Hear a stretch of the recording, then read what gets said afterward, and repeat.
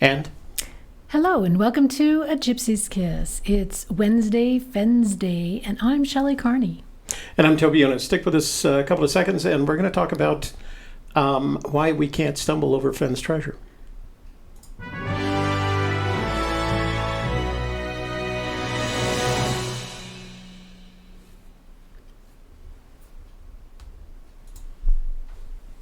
Little housekeeping. Housekeeping, you want towels? Because we need towels. Make sure that before you leave this show today that you like our video. YouTube likes it when you like our video. Share our video with your family members, your friends, your business associates, your secret lovers, and everyone on your social networks list. A list of social networks. And then finally, if you're not already a subscriber, this would be the ideal time to subscribe. That way, whenever we begin a live stream or announce schedule a live stream, you will be immediately informed, and there's nothing better than being in the know. I'm going to keep using those for thumbnails. And then finally, if you would like to send us a message in the chat, make sure you start it with @A, capital A, space Gypsies with an apostrophe, space Kiss. Some of our friends will do it for you now to demonstrate that. Also, another way to highlight your comment is to click on the stylized $ at the bottom of the chat and do a super chat, anywhere from 99 cents on up to $500, up to you how much you want to spend to highlight your question or comment in a pretty box and get our attention, and also a cha-ching. Greg Keller says, been a long 5 days. Good to have you back at Gypsy's Kiss, and highlights it for us. Long 5 days, huh? Did Thank anybody you. find that treasure this weekend? Thank you, Joel, and thank you, Greg, for highlighting our names for us. Yes. So it is the middle of the month of May. It is. And why don't you go through our list of May finders? Lead searchers. Yeah. People think they're going to go get the treasure this month. Includes Mr. T, Davio, Bo Walker, Rudy Green, Robert Nenig, Clayton Watson, and Cynthia Meacham. God, we hope they do.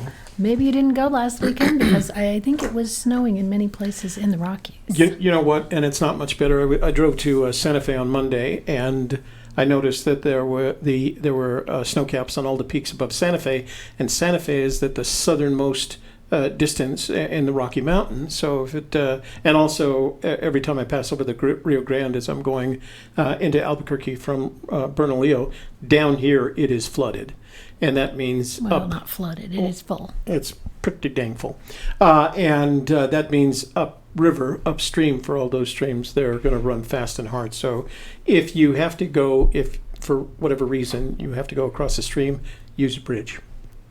Don't be throwing ropes or trying. It is getting warmer. Today is in the 80s, and it should be getting warmer all week. So that snow should be starting to melt soon. But again, that snow is going to melt into those up mountain streams and going to create its own form of havoc there, because people have lost their lives trying to cross those snow swollen, those runoff swollen streams. Right. Too cold and too much water. Okay, so today we wanted to talk about Fenn and some of the things that he said. And one of the things that he said for years, and I've actually argued this point, so I'm going to eat a little piece of humble pie today. And because the humble pie is that what as usual, I misinterpreted what he was saying. And, you added your own interpretation to it. I took his interpretation, added my interpretation, and then made a debate about it. And this is what happens in communication. This is why we need a life coach to help us with these things. Oh, way to sneak that one in. I know, right? That's why we need a life coach to help us make sure that we're communicating with one another. Clearly not adding our own meanings to what they're saying. Yeah, driving our personality through the conversation. Right. Like I do all the time. Anyway, so what I picked up on a while back was that Fenn would say, no one is accidentally going to stumble upon this treasure. And I ignored the stumble upon, and I took the accidentally, and I ran with it. And the way that I ran with it is, that's nuts, right? it is very possible that one day somebody is going to accidentally find this treasure. And I cited the several accidental treasure finds up until, the most recent in 2017, when the sea bottom survey team from the National Oceanographic Institute at Woods Hole, Massachusetts, discovered that Spanish galleon that is estimated to be worth $17 billion. They're actually still fighting over it in court. And the difference was, he kept saying, you're not going to stumble upon. Do you have some quotes? I have a quote that you can find on Terry Scant when he was speaking with KOAT, which is a New Mexican television station, and they were interviewing him, and this is a quote directly from Fenn from that interview. I believe it was in 2015. Yes. Yes. Fenn says, nobody's going to accidentally stumble on that treasure chest. They're going to have to figure out the clues and let the clues take them to that spot. Right. And if you search Terry Scant for the word stumble, you'll find variations, either stumbled on or stumbled upon. But he always uses that phrase. I couldn't find one, and that doesn't mean it doesn't exist if you're aware of it. I couldn't find one where he said you're not accidentally going to find that treasure, right? Well, he does kind of say that in the one I just read. Well, yeah, but he always qualifies accidentally stumble on that treasure. Right. He always qualifies it with a stumble on. So I missed that. I missed that little stumble on phrase and the number of times he used it, until somebody a couple of weeks ago in a comments section corrected me. And the correction was, no, he didn't say stumble upon. He said stumble on. So I went back, as usual, to Terry Scant, and I searched the word stumble. And of course, there are 10 or 12 instances of him using stumble upon, and a couple of instances of him using stumble on. And some of them have the word accidentally as an adjective preceding the stumble, right? So that's what I picked up on, and that was my mistake, because as usual, he was telling us something very specific and clear, and I wanted to fit my own confirmation bias about how people find treasures. So while it is true that that a lot of the big treasures that have been discovered accidentally, none of them have been stumbled upon. And what I mean by stumbled upon is what Shelley put or said earlier, and that is, you're not going to trip on it, right? These treasures have not been physically tripped on. Plap. Did you have a nice trip? Tripped. They are discovered accidentally, and I still believe that there is some potential that if Fenn's treasure is out there long enough, it will be discovered accidentally. But I agree with Fenn in this case, and the agreement is that it won't be stumbled upon.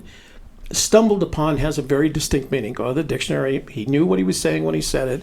What he was saying is that nobody is physically going to trip, boonk, fall over that treasure. And here's the conclusion that we came to as a result of that recognition and further that realization. That is, the treasure, although not buried, is in a place, is sepulchered, is located in a place that would prevent you from physically tripping on it, okay? And maybe that's the distinction here. I have made the distinction between stumble upon, the word accidentally, and added the phrasing for stumble upon, tripped over, meaning you're going to be walking along, bonk, you accidentally trip on that box as it sits on the ground.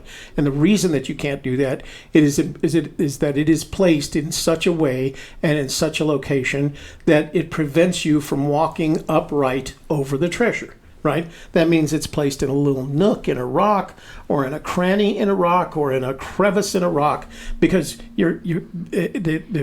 thus you cannot stumble on it. It's not out in the open for you to stumble upon. You want to get those real quick? Yeah. A muse in the craft room. Super chat challenge initiated. Great topic. And Jeff Enschultz. My introduction music is Dueling Banjos, Please and Thanks. Okay. I'll try and get everything by Friday. I've got a list of them. Oh, Because he just refuses to do anything about it's not that I don't refuse to do anything about it. It's that I don't have time. I have a full and complete tomorrow. You know what? Tomorrow is Thursday. Between Wednesday and Friday, Wednesday and Friday is our day. Thursday. You know what I have to do on Thursday? I have to mow the lawn. Nobody cares. It takes how long to mow the lawn? An hour? Have you seen the That's how size many of that hours in a day? lawn? It's a big Yeah, lawn. I've seen the size of your lawn. It's about 10 steps wide and 5 steps across. It's big enough for a small game of cornhole. Yes, Yeah. small game. Small game of cornhole. Anyway, so that's the conclusion I've come to. So what I want to hear from you guys when I start opening the phone lines, I'm going to do that right now. I'm going to open the phone lines. And what I want to hear from you guys is, why can't we stumble upon Fenn's treasure? Okay? I want your opinion on the Joel matter. Lewicki, I see you have an opinion. Why don't you go ahead and call in? Yeah. That's it. See, that's a conclusion I came to. That's the whole stumble upon, as opposed to. So let's make it 2 questions I want to talk to you about. One is, will Fenn's treasure ever be discovered accidentally, meaning that somebody is digging around in some crevices and accidentally finds a treasure, and or will Fenn's treasure ever be stumbled upon? We got a call in from Joel. Thank you, Joel. Let's turn you on. Hey, Joel, how are you doing? Good afternoon. I'm doing so much better than I deserve. We should all feel that way, huh? The sun is shining and it's above freezing in northern Minnesota, so it's, I'm doing pretty good. So a quick question. How far north are you in Minnesota? Almost all the way. Wow. You're practically a Canadian, huh? Yeah, so if people know where Duluth is, Duluth, Minnesota, I'm about an hour's drive straight north of there. Mm. Wow. And are you in a incorporated town, city, or are you in a rural area? Yeah, I'm in. Boy, do I want to tell the YouTube community what city I live in? No, you don't have to do that. No, Yeah, no, it's just say that was a yes or Give me no. my phone number, too. Your Honor, have the please ask the witness. That was a yes or no. Yes, I do live. I live in Virginia, Minnesota, in the Iron Range of Minnesota. Oh, nice. Lots of iron ore mines around here. So, what's the word on the weather up there in Montana and Wyoming? Oh, I don't know. No? Oh, okay. I would have to look there if I was going to tell you that. Oh, okay. But, too late, K-Pro, I already did. So, this whole idea of stumbling over, right? Yeah. Forrest, when he went to the waterfall, right, something happened to him that never happens to him. He tripped and fell flat on his face because out in the open, obscured by the grass, was this grave marker, this crude grave marker over which he tripped. Mm-hmm. And when he says that we can't stumble over the treasure, right, that tells me he's given us a hint that it's not like that. There is a difference between something that's just out there over which you could stub your toe and fall, right? Mm-hmm. The treasure chest itself is different than that. So if, for people that are just out looking in the open, I don't think that is conceivable. And I don't think that his statement that you have to figure out the clues and go right to it in order to find it, right? That someone's not going to just casually stumble upon it. Mm-hmm. In other words, it's hidden in his poem in such a way that you have to follow what he's said in order to be in the correct place to approach and obtain the treasure chest.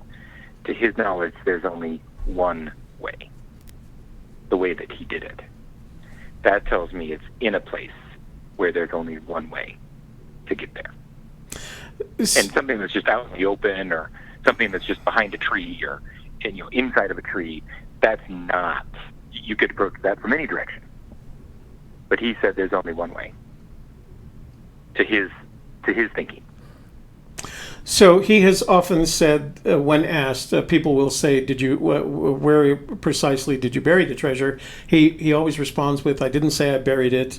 I hid the treasure, but that doesn't mean I didn't bury it." Right? He's always said he hid the treasure.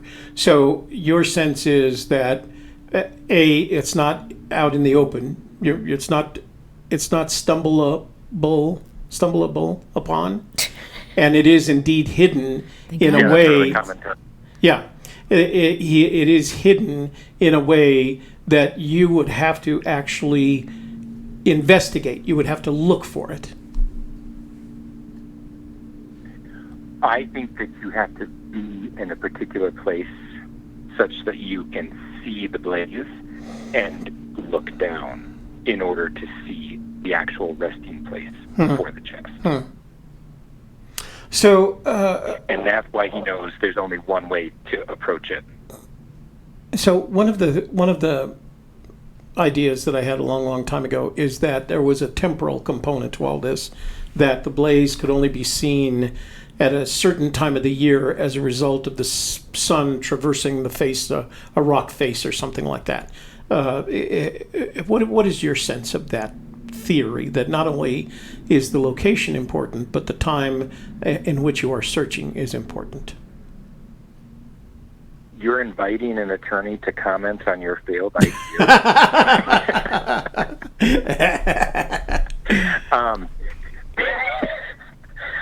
Bite your tongue, Joel. It's possible, right? I have a friend that said anything is possible. Right. I don't particularly subscribe to that line of thinking. I don't think that that's what the blaze is.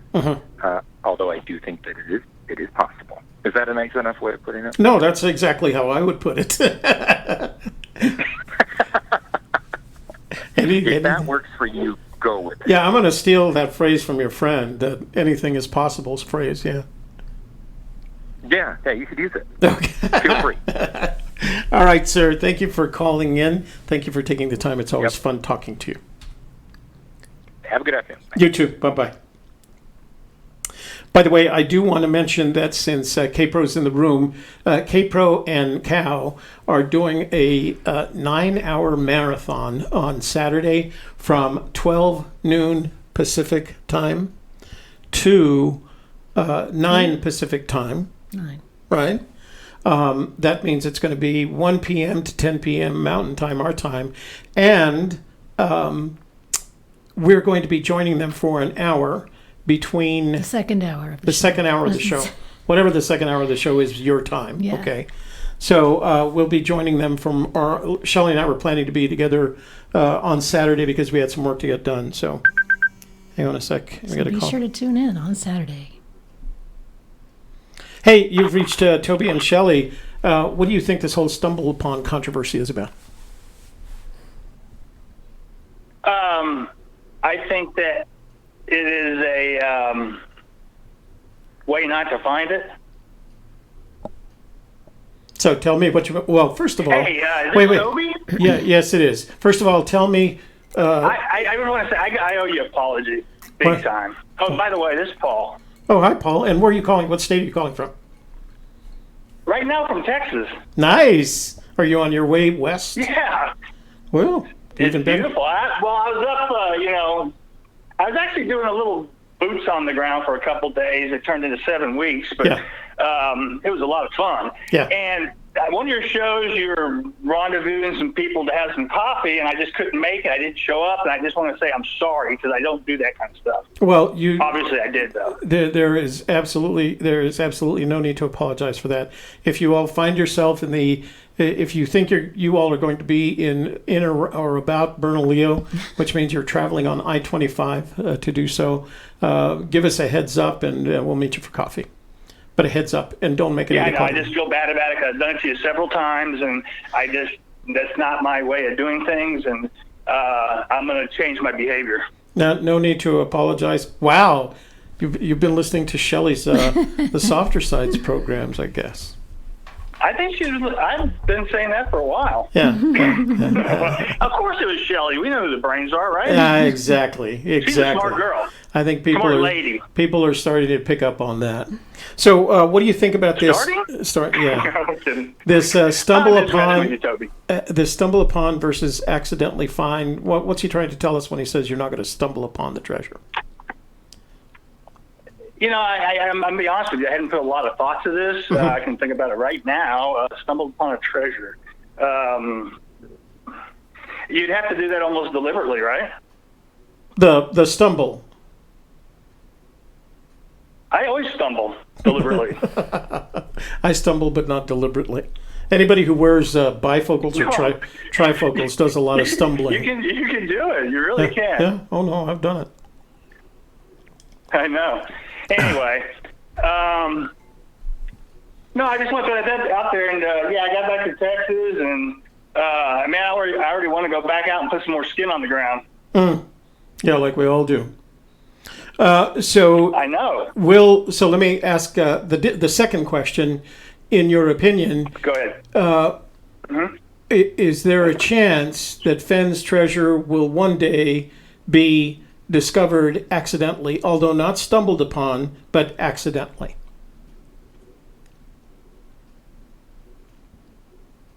No, never. I never say never. So, no, there is a possibility. Anything's a possibility. Wow. Everybody's picking up on my little phrase. Anything is possible, huh? It's kind of like the stumbling thing. Yeah. It's just, we all know when we stumble. Right. So you drink too much, you're going to go out and stumble a lot, right? So it's not an accident.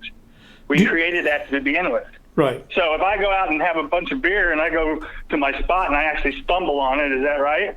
I mean, I can stumble. I'm already stumbling.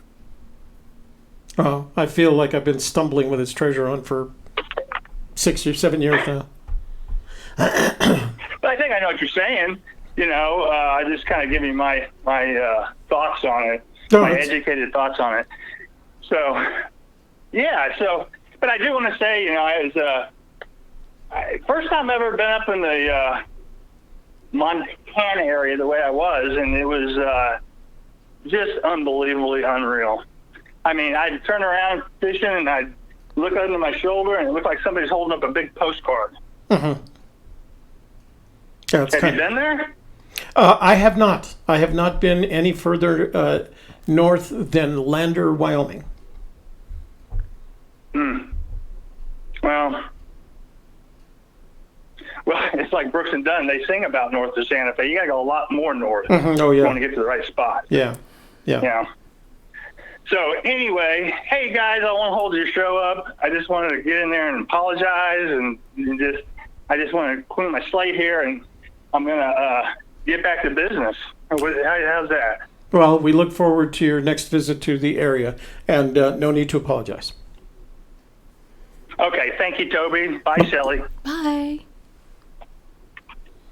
So Rusty Nipples said something. Rusty, I saw your email, and no offense taken. We didn't take any offense in it. Okay, phone lines are open, so tell us what you think. Can Fenn's treasure be stumbled upon? Can it be found accidentally over time? Can there be people who look for that treasure using evolved technology and find it? So those are all questions I'd like to get answers to. And then I'm going to use them as part of my solution. No, I'm kidding. Hey, you've reached Toby and Shelley. What's your name? Where are you calling from? And what do you think about stumble upon? This is Bird from North Carolina. Who was this? What was your first name? Bird. B-I-R-D. Bird from North Carolina. We've talked to you, haven't we? Yes, you have. Yeah. So what do you think about stumble upon? I sat on it last October and didn't realize it. What? You sat on the treasure? I sat on the treasure and did not realize it. I know exactly where it is now. You guys seen the blaze. You've all seen the blaze. You've seen the blaze. I sent you a picture of it. Oh yeah. Well, we put it up on the frame behind us, if I recall correctly. Yeah. Yeah. That's correct. You guys, that's the blaze. I misinterpreted it when I was there on top of it. So when are you going back to get it? 2 weeks. So I was there last week and there was too much snow. and you're coming all the way from North Carolina? Yes. Wow. So are you a May finder or a June finder? 2 weeks, whatever that is. Well, I'm just waiting for the snow drifts to melt just a little bit more. okay, well, that's kind of the cusp. 2 weeks is 14 days. That would make it May 29th from today. So we'll put you down for May 29th. Actually, it'll be on a Monday. On a Monday. So, yeah, that should be still within May. Do you want to know where I screwed up for 2 years? Absolutely. Does it have anything to do with Stumble Upon? Yes. Okay, well, let's go. I was following the clues the wrong way. I was following them backwards. I was looking for the blaze and anything else. I found the hints in the book before I found anything else. The blaze and the chest are hidden. They are covered by something. They are both covered by something. You had to find the hints in the book. Read the book, memorize the book, and find those hints. And when you see something like a 41 Plymouth Deluxe on the side of a hill, that's one of the clues. That's what you have to look for. You have to look for the hints in the book. You will not find the blaze or the treasure. So I don't expect that I'll ever find a physical 41 Plymouth. What you're suggesting is that there is some sort of design in the rock that looks like a 41 Plymouth? No, it's an actual 41 Plymouth Deluxe. Oh? An actual... Use your imagination on some of the things. Oh, okay. There is a cemetery out there. Uh-huh. There's a fire circle there. Yeah. There's with the Gypsy girls. There's a different interpretation of that, though. Uh-huh. There's a rusty pipe out there. That happens to be 18 inches long. There's a thing that looks like a olive jar glass. There's all these things. The 2 upside-down pineapple cakes. If you understand them, you can find them. And they're almost all in a line with one another. And so, if you don't mind, Sherry, what state are you searching for the treasure? I'm not going to tell you what state it is. All I'm going to say is you can park within 200 feet of it. And it's just a walk up and a walk back.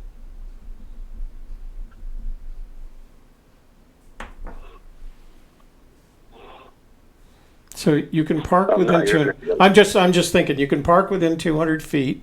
You have seen the blaze. Can you see the blaze from where you park? No. So you've got to go into the forest. The blaze is hidden. It's one of the things in the book. It's one of the hints in the book that you have to figure out. Oh, okay. And the treasure is underneath one of the hints in the book.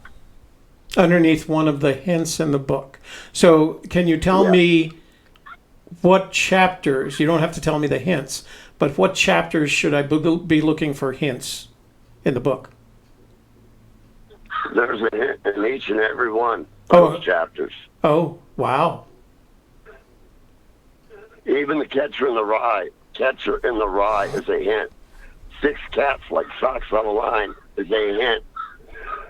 4 metal larks, 1 scissor tail is a hint. Those 3 things are descriptions of the same place.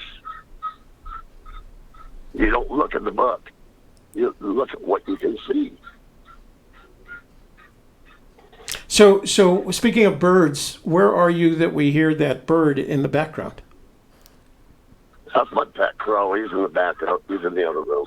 You have a pet crow? Yeah, he's upset that I'm not in the room with him. Oh, what's his name? Mickey. Mickey the pet crow. You know what? Do me a favor. Do me a favor and take a picture of Mickey the pet crow and send it to us so that we can put it on our board one of these nights. Okay, I'll do that. I'll send it to you as soon as I hang up. Okay, that'll be great. Okay, sir. Thanks for calling in. Have a good day, and offer our thanks to Mickey for chiming in with his thoughts on the matter. Okay, y'all take care now. Bye now. Bye-bye. I forgot to mention that we got a super chat from Don Davidson, $5.49 in Canadian money. He would like the Indiana Jones theme song, and I've written that down. And also, I wrote down John Tack, Finding the Treasure in August, and Man in the Park, Finding the Treasure in December. I'm not sure how you're going to manage that with Does he mean the weather. by December? I believe he Maybe said it's in December. Man in the Park, is that by December or in December? Because in December is going to make it really tough. Open phone line. Somebody calling in. He said, put me down for December. Hey, you reached Toby and Shelley. You turn off the audio on your computer so we don't get the feedback. What's your name? Where are you calling from? And what are your thoughts on the matter of stumbling upon the treasure? Hey, Toby, it's Wayne Ross from Texas. Hey, Wayne. How are you doing, sir? I'm doing well, thank you. It's a beautiful day here in Texas. It is in Albuquerque here, too. Good. So here's what I think. There's a lot of things that you can talk about in regard to this.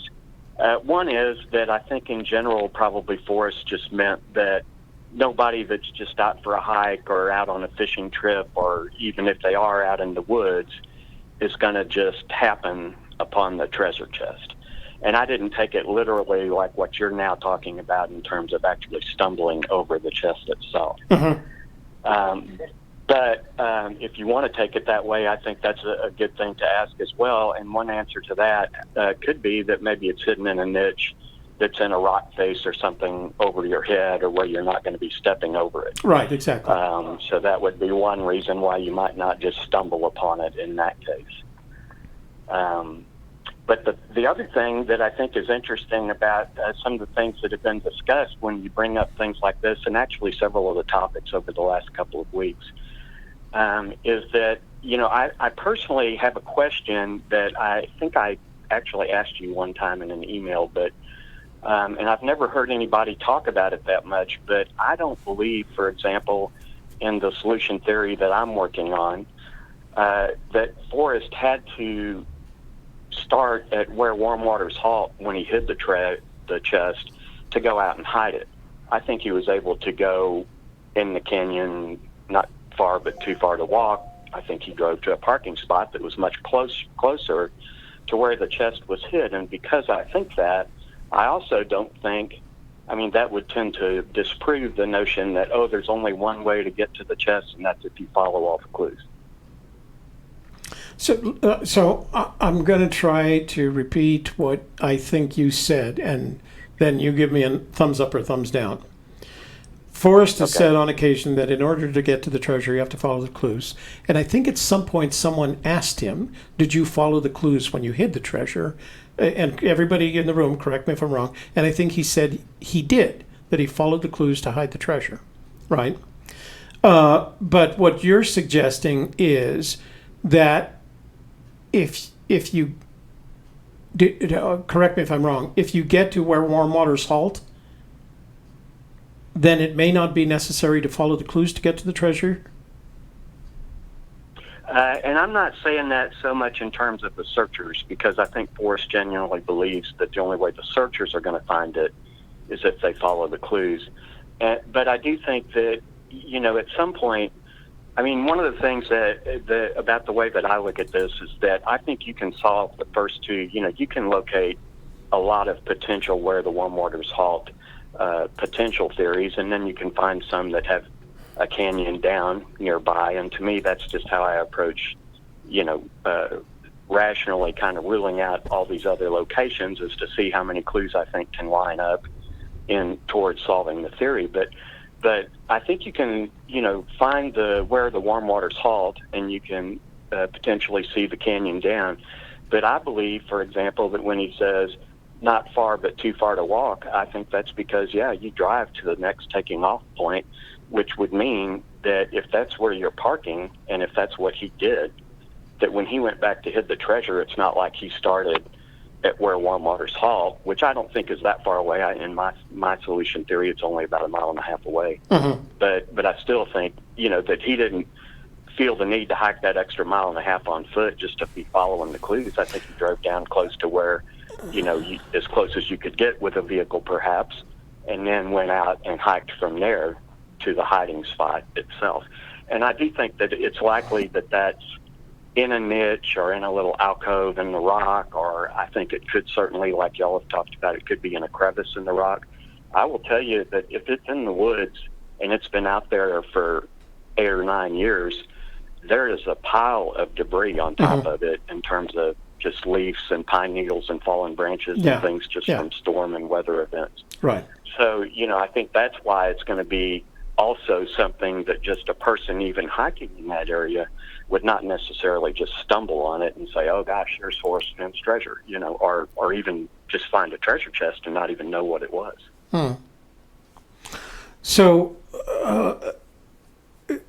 the implication, and again, correct me if I'm wrong, the implication of what you're saying is that it sounds like the reason Fenn added where Warm Waters Halt as a starting point was necessary in order to give you a place to start, right?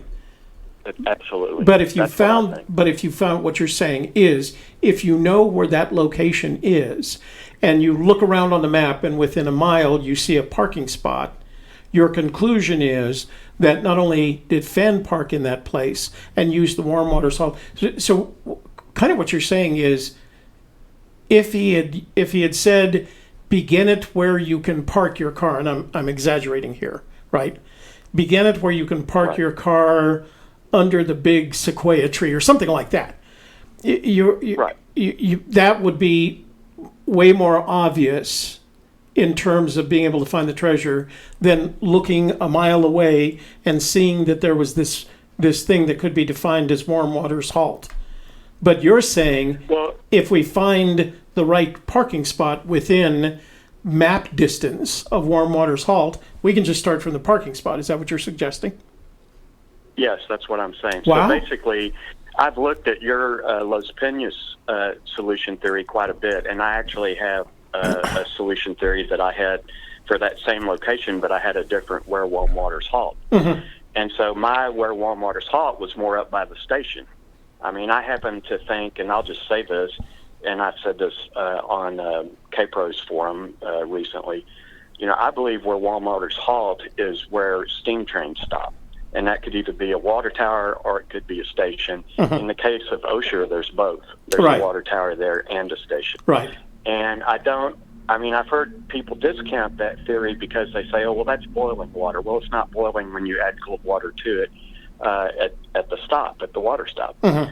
And also, in general, I think when you think of steam, and I think that was kind of maybe part of the thought process here, when you think of steam, I think, steam isn't boiling water exactly. And so I think all of that, Warm Waters is just a way to talk about steam trains that, isn't too obvious.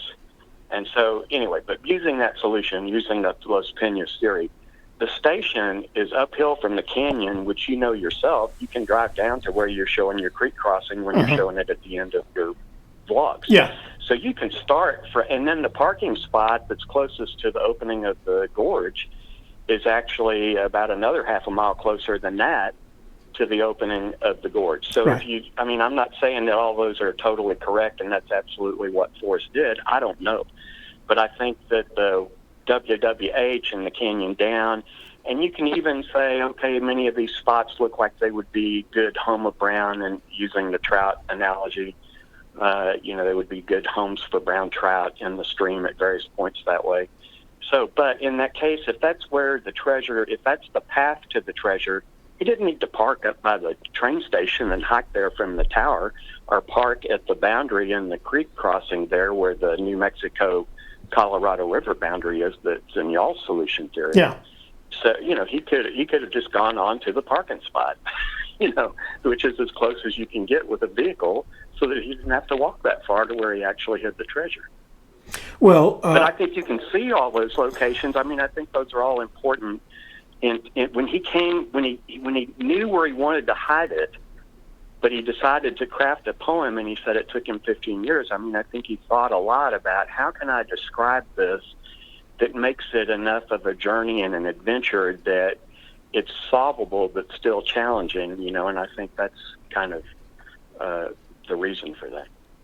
Well, I should tell you that Shelley, your theory about where warm waters halt, canyon down, et cetera, is of Shelley's opinion. I mean, that's kind of where she was on the solution, because as you said, if you use Osher as where warm waters halt, you made that trip down that switchback that takes you down to the river, where you do a river crossing, right. And then, like you said, you go about another right. half mile, and there's a big open parking area.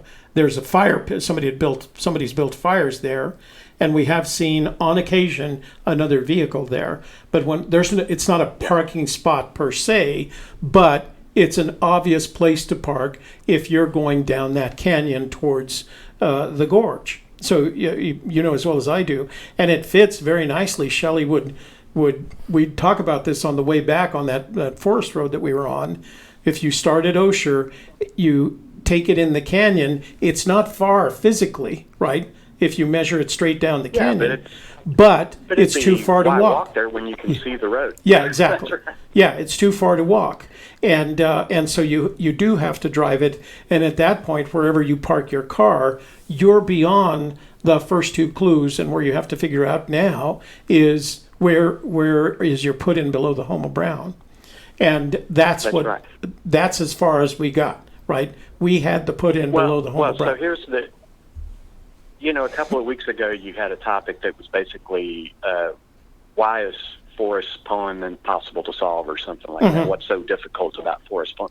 And I think, I think the poem, leads us pretty directly to solutions like the one that we just described. And I think there's others where, the principle that maybe he could get closer to the treasure than actually going straight through all the clues would apply for many other locations where warm waters halt as well. But in the case of the Los Peñas theory, once you get down there, I just feel like what's going to happen, and I felt like this when I saw some of y'all's photos of your recons, especially the one with Jason. There's so many places that it could be. I mean, it's so vast, and there's so many places.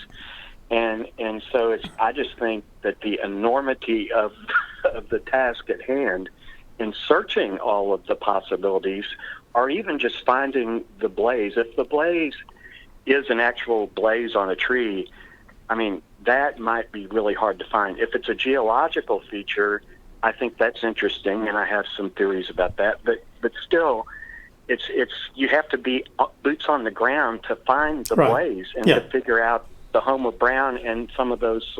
So I think that's why it's so difficult, is you have to actually be there. And then, as y'all have said, and many others have said, Rick at Illinois Ghost and K-Pro and Cal, a lot of people, Jason, there's no confirmation when you see these things that's actually the blaze, or, it may be a really interesting geological feature, but how do you know it's the blaze? Right. That's your confirmation bias starts pushing you in that direction.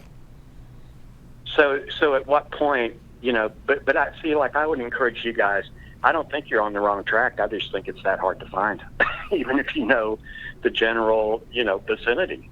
I mean, I told some people once that I could probably hide it in my backyard, and it'd take you more than a day to find it. Yeah. Yeah.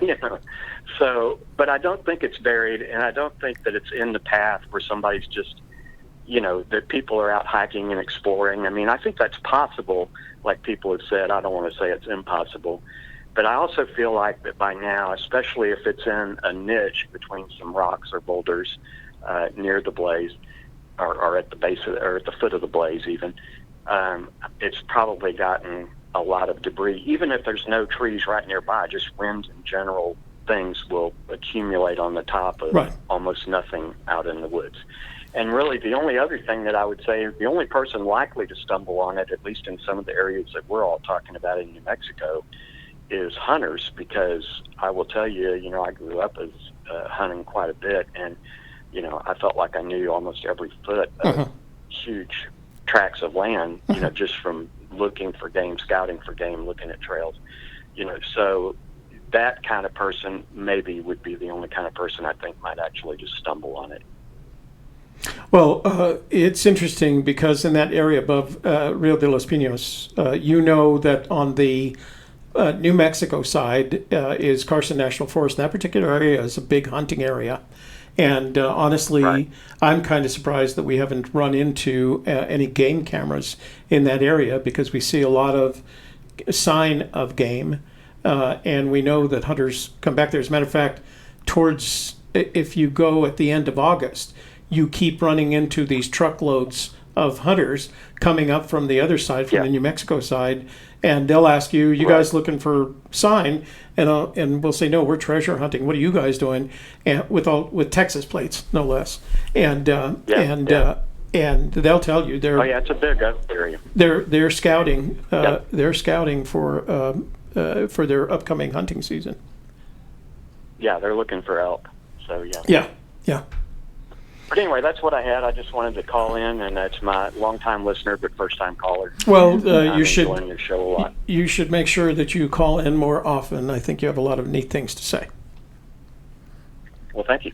Our pleasure. You have a good day. All right, y'all have a good day. Good day to you, Shelley. Thanks. Bye. So, do you remember the name of the bird? I forgot the name of the birdie. The crow? Yeah. Oh, it had a name? Yeah. Oh. I thought the guy's name was Bird.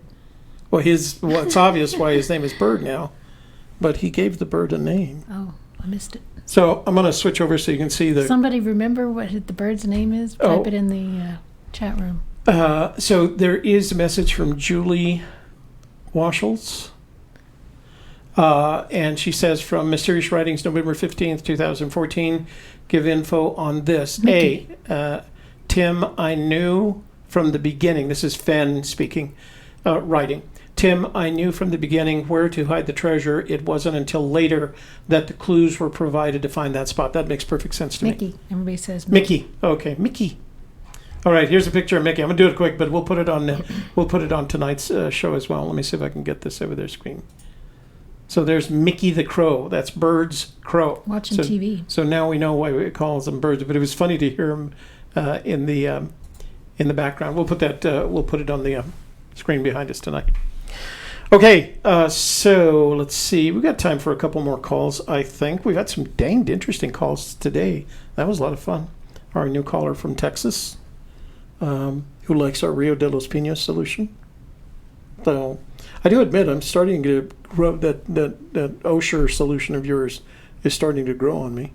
Well, I mean, we looked. Yeah. Where else would we go? Well, and that's the thing down there. Down there, where we go? The thing about the Rio de los Pinos is you do get to this place that looks really fenny to you, and that's the point at which you realize as you look across the stream, which you can leap across when it's not rainy. When it's not the in August. We were there in August, and you can leap across to a rock and go to the other side, and that's the point at which you realize there are thousands of places to have hidden this treasure. Call coming in. Hey, you've reached Toby and Shelley. What's your name? Where you calling? Oh, turn your computer off so we don't get the feedback. It is off. So what's your name? Hi, Toby. Where are you calling from? Wisconsin. James from Wisconsin. And what do you think about this whole stumble upon thing? Well, I guess it depends how you define stumble. Obviously, if it's trip or stumble, as in. But Forrest at one time said there was unlikely that anybody would ever come within 12 feet and not find it. So that tells me that you wouldn't stumble over it as in trip. You might stumble over it as in how he found the place himself. He was out exploring the mountains and he stumbled upon his secret spot. Does that make sense? Actually, I theorized that in a video a while back when we were talking about the idea that the treasure could one day accidentally be found. I'm gonna have to correct myself because I've been using stumble upon for so long. I'm gonna have to make the distinction between the physical tripping over versus accidentally finding location. And part of my hypothesis, or one of the assumptions I made that when creating that hypothesis, was that how else could he have found his special place? Well, I agree with you. He wasn't looking for it. He was out I don't want to say wandering around. He maybe have been trout fishing, or he had been looking for a new place to catch fish that maybe he thought other people hadn't trafficked, and he accidentally found his special place. He didn't. It's not like he dreamed about a special place and then went out and looked for it. He accidentally found his special place. Now, that special place to me implies that, and correct me if I'm wrong here, it implies to me that when he says special place, he's referring to an area within line of sight, right? It's a big area in comparison to where he would have hidden the treasure. Well, I don't know if it's a big area within line of sight. If you go back to his 200-foot, 500-foot comment, I guess it depends what you call a big area. And then how he found the spot. Maybe he was surveying up in Yellowstone. He did that. He was a trail marker. He was a logger up there for summer. Any of those places could have been stumbled upon areas.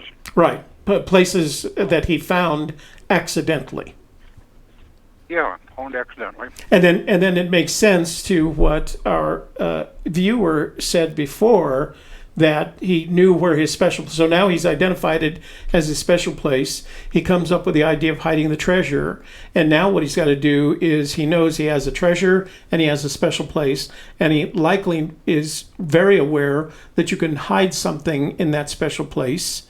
And now you've got to come up with clues. You've got to come up with a set of clues that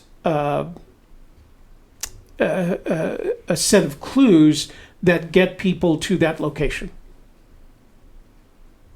Yes, that's correct, and I think that's very possible in the poem.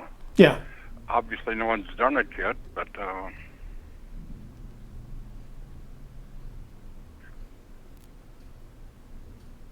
so when do you think it's going to be recovered?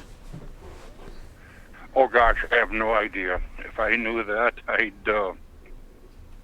would predict the next World Series championship team. I don't know. Election. I have no idea.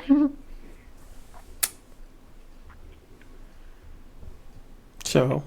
But I think he stumbled upon it, meaning accidentally found it, and I think somebody else could accidentally find it. If they get off the main trail, you're not on a main trail. You're out wandering the woods, so to speak, and that's where you're going to be taken by the poem, I believe, out to not far off the road necessarily, but out where people just normally don't get to. There's not a footprint in every square yard in the Rockies. Some of them maybe never been seen by humans, but if you get to that spot where this poem should take you, you might be only the second person to see it. Right, exactly. And that's kind of, I think, what he means when he talks about it the way that he does, and why even a person who had been within 200 feet of the treasure may not have necessarily been in what he thinks of as his special place. Well, they wouldn't have known it, obviously. Right, exactly. Yeah. Somebody has to question what is it about that location that would make it special to Fenn? That I couldn't answer. I don't think anybody can answer that except Forrest Fenn. Yeah. But he does say on Terry Scanther, he's trying to clear up something, that it's not likely that anyone will get closer than 12 feet and not find it. I think that tells us a lot right there. That it's not covered, it's not buried, it's not 12 feet, it's not a long distance, and he says, well, I think you can see it from there. Tells me it's maybe sitting on top of a flat rock someplace. Well, he didn't quite say that you can see it from 12 feet. He said it would surprise find it. Right. It would surprise me if someone was within 12 feet and did not find it, because the implication of that is that that person who was within 12 feet, A, got closer than the person who was 200 feet, and B, had a sense of where they were doing. That likely means they were staring at whatever they believed or however they interpreted the blaze. That's how close they were. You may not Well, be able to. there was nobody that close. He's never said that. No. And I'm not suggesting that he has. Closer than 12 feet just from the treasure. It's likely that anybody that got with it that close. It's likely that they would find it. Yeah. And if that's just walking through the mountains, or I can only visualize that it's sitting pretty much out in the open. I can't see it buried. I can't see it covered up. Yeah. My thoughts. And maybe the stumble upon it comment is that it's sitting high enough up on a rock that it's literally at eye level, so you're still not going to stumble upon it. That's another interpretation, I guess. Or level on the ground, on the ground. If it's bedrock and no grass or weeds over top, you'll see it laying there or sitting there. Agreed. It doesn't have to be at eye level or above eye level. If you see the blaze, look quickly down. In Forrest, when he looks quickly down, he sees his feet. He sees the ground. He doesn't see something at eye level. Yeah. Hint, I don't know. All right, sir. Well, thank you for calling in and making your comments. We really appreciate it. And please feel free to call in on future shows. Yes, enjoy. Thank you. So we have another cha-ching from Mike Wood in New Zealand. New Zealand? $2. And he says, what if it is in an area that has been burned? Fenn addressed that once. We know that it is very likely that it had survived a fire. It had. No, I need to rephrase that. If it had been in a fire, the chest is configured in a way, as are the contents, that it would have survived the fire. That doesn't mean necessarily that something has happened, trees have fallen upon it. It might have changed the environment, but it certainly hasn't changed the contents. No forest fire is going to burn hot enough to melt gold. It would have to burn pretty hot to do that. So the chest is intact. It's just not, you may have burned away some of the clues, for example, or it may have been covered by the detritus of the fire itself. I have turned the phone lines off because we're getting close to our 2 o'clock. So join us this evening. John Bobbitt had a question that I wanted to address real quickly. Davio had a question for me. He wants to know if I think there is a key word. I think it depends on how you solve puzzles. If there is a key word that clicks something in your mind and helps you solve the puzzle, then that's a key word. If that's not how you work, then there's not. John Bobbitt says, AGK, what if someone already actually knows where the treasure chest? We already know that's true. Forrest Fenn knows where the treasure chest is. To the best of our knowledge, there is no evidence that anyone else knows where the treasure chest is besides Forrest Fenn.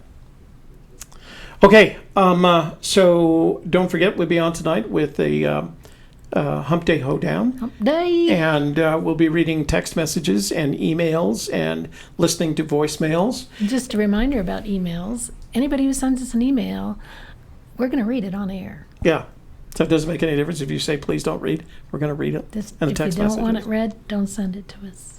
So, and then don't forget on Saturday, so we've got shows at 1 o'clock on Friday, and then again, the Fandango on Friday night. But on Saturday at 2 o'clock Mountain Standard Time, yes, we're going to spend an hour from our studios with Christy and Mike in their 9-hour chat marathon. So, yeah. We volunteered. Well, we didn't volunteer. They asked if we were interested. And we said, since Shelley and I were going to be, Kevin has to work on Saturday. So Shelley and I were going to work on Saturday. So we're going to be together. And you're going to see me without a tie. How's that? I'm not going to be wearing a tie. Oh, Saturday is casual day. Yeah. Weekend wear. I'll be covered in grass from having mowed my mess. I thought you were doing that Thursday. I'm going to do it Thursday. I have to do it Thursday. Tomorrow. Have you seen it? Okay. So, again, we'll see you at 7 o'clock this evening. We will say hi to everybody. We'll read your questions from the chat room. And we'll read text messages, emails, and listen to some voicemails. And then we'll open up the phone lines for open conversation on any topic, including some of the stuff that I say. Okay. that I make up as I go along. You make up as you go along. All right. All right. How are you doing? I'm good. Yeah. Yeah. We didn't get a chance to talk about that, so we'll I'm talk about it hungry. one day. I'm gonna grab a snack. Oh. Hungry? Yeah. Well, there's plenty of snack on. Well, I'm gonna go snack right Okay. after the show. Okay. Okay. So thanks for joining us, and And don't forget to visit with us this evening at 7:00 p.m. And for A Gypsy's Kiss, I'm Shelley Carney. I'm Toby Younis. Thanks for joining us today, and we'll see you this evening.